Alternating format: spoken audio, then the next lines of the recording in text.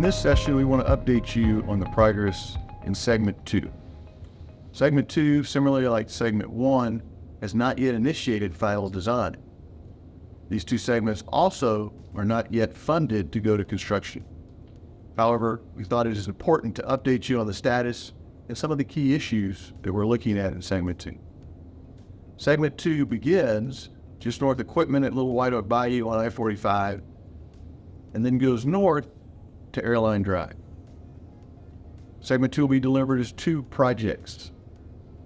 The first being just north of Equipment to Cavalcade Street, the second one being Cavalcade Street to Airline, inclusive of the 610 interchange reconstruction. Main features of this segment are 5 general purpose lanes in each direction and the introduction of 2 managed lanes in each direction.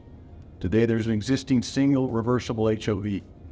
The 2 managed lanes in each direction will enable HOV and bus high occupancy vehicles to travel in both directions 24 hours a day, 7 days a week.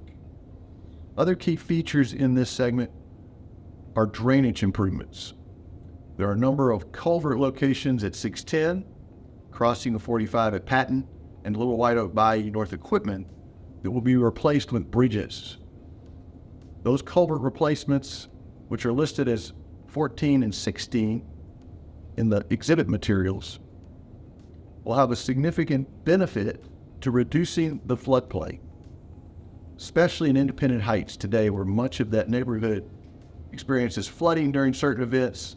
That will largely be removed from the current 100-year floodplain using the latest and newest Atlas 14 standards. We also are adding drainage detention.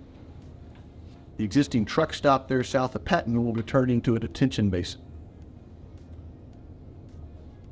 Another key element of this segment is at North Main Street. Today it's depressed. Now we'll actually go a little bit deeper, and we'll have an opportunity there for a cap that connects the east side and west side of 45 across North Main Street. That cap gives us a number of opportunities that we call the art of the possible. So similar, when we get into Segment 2 final design, we'll do what we're doing now on Segment 3 in those cap opportunities and work with the community on what possible benefits and what's of highest value to you. Another key element in Segments 1 and 2 is the commitment to reduce the right-of-way and evaluate opportunities for that reduction. Now, we'll do that in accordance with the BRA requirements. So any opportunities to reduce the right-of-way must still meet the purpose and need as defined in the FEIS and the Record of Decision. We also will not use any reduction in capacity or design exceptions or anything that would reduce the safety enhancements of the program. But we will focus on what are our opportunities to keep the minimum amount of right-of-way, enhance community connectivity, and maintain the flooding benefits or the reduction of flooding benefits that the program is bringing. If you look on the exhibits that are in the meeting, you'll see a number of bicycle and pedestrian enhancement and improvements. That includes a number of trail opportunities along the bayous and the locations where the culverts get replaced with bridges give us opportunities to introduce trails across the right-of-way. We're also looking at trails between 610 and Patton along Little White Oak Bayou where it parallels I-45, as well as around the detention basin that we talked about south of Patton. These trail opportunities are shown as items 1 through 6 on the Segment 2 exhibit. Additionally, TxDOT is committed, as noted in the VRA, to work with local agencies and stakeholders, including the Houston Parks Board, Harris County Flood Control District, the City of Houston, and local communities to support additional trail opportunities for trail connectivity even beyond the state's right-of-way, thereby enhancing community access to the regional trail network. TxDOT will work with the communities to find these opportunities that do not require additional right-of-way and do not displace any residences. Additionally, there's a number of mobility enhancements in Segment 2 that we'll continue to evaluate. The first being exit southbound to Main Street an entrance northbound to 45 at Main Street.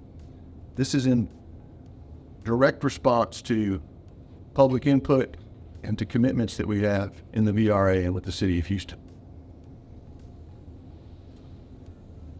We're also looking at improvements such as the I-10 eastbound to I-45 northbound direct connector. As currently proposed in the FEIS, that direct connector comes into a frontage road segment along I-45 before entering the freeway at a braided ramp north of Little White Oak Bayou. We're looking at making that connection directly to the main lanes, improving the mobility both for freeway traffic and for adding our continuous frontage road that leads us up to Main Street and keeps the community connected northbound and southbound. Another key element is today North Street crosses I-45. It will not in the future, but we are now looking at and evaluating a potential pedestrian bridge crossing to replace and link the pedestrian bicycle activity at that location. The guidelines that we'll use as we look at right-of-way reduction opportunities, as we noted, must meet the purpose and need. So there'll be no reduction in safety standards, no design exceptions used. Another key element is that we're not going to elevate the max lanes or look at concepts that have already been studied in the environmental impact statement. However, there are opportunities that we do have when we start looking at braided ramps, so entrances and exit ramps that would go over each other instead of being spread out. Another opportunity is the distance between the main lanes and the frontage road in general. We're going to look to minimize that area where the ramping occurs in accordance with the current design standards. We'll also use continuous two-lane frontage roads with a third lane in places as an auxiliary between ramps. But on those frontage roads, all lanes will be 12 feet, and then the pedestrian bicycle elements will be moved outside of the curve. So we'll have at least a minimum 4-foot buffer to where the enhanced pedestrian bicycle rails will be. That will be within a 20-foot border width area that accommodates sound barrier opportunities and aesthetic wall opportunities as defined in the FEIS and Record of Decision. The mobility enhancements also include evaluating the addition of a U-turn on the north side of North Main Street. That is number 8 on the exhibit materials. Along with the U-turn and along with the exit and entrance ramps related to North Main Street, we also have to evaluate no longer making Cottage Street continuous across 45 in order to maintain safe movements in all directions. And then we already discussed earlier, the limits at the north end of segment 2 have actually been extended into segment 1 so that the direct connectors from the interchange can come into Interstate 45 before Airline Drive. So we talked about the drainage benefits at Independent Heights. Another key element of segment 1 and truly the segment 1, segment 2 interface is the importance of the Independent Heights community. Independent Heights is the first African-American municipality in the state of Texas. We've been working with the community throughout the environmental process. Will continue. We have a number of commitments that we'll be implementing. Segment 2 actually has a number of drainage improvements that will reduce the amount of flooding that occurs in that neighborhood, greatly reducing the number of structures that are subject to flood in certain events. That'll be together with the improvements that we're making in segment 1. And along with those improvements, we'll be able to add trails and pedestrian connectivity along Little White Oak Bayou between 610 and to the north that does not impact additional residences.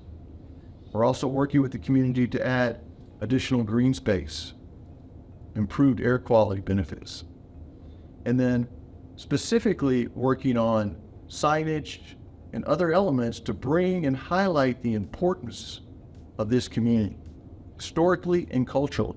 We will also continue to work with this community and all the communities along segment 1, 2, and 3 to implement our weatherization program. Benefits and commitments in the VRA that before construction for eligible residences, we'll have window improvements or caulking improvements or other elements to weatherize the home before construction activities begin. And then as identified in the FEIS and the record of decision, there's a number of opportunities for noise barriers, aesthetic barriers. We'll continue to work with the community on the potential implementation of those elements.